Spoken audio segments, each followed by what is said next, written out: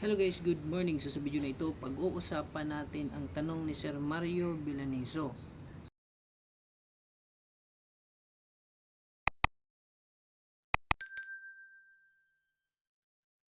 So ito po yung video na kung saan gumawa ako ng tutorial na ang title ay Get Meta Verified Sign Up. So ang tanong po ni Sir ay, kailangan ba talaga yan, idol?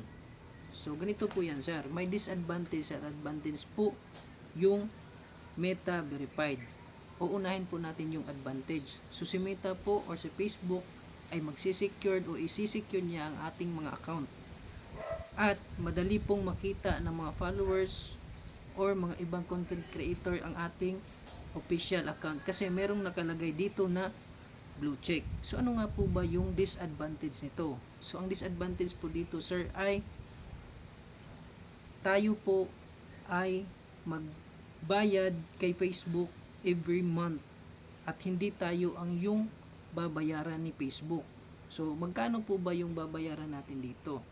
So ang babayaran po natin dito, sir, ay 499 Philippine Peso money. So magdideduct po si Facebook sa atin ng 499 every month.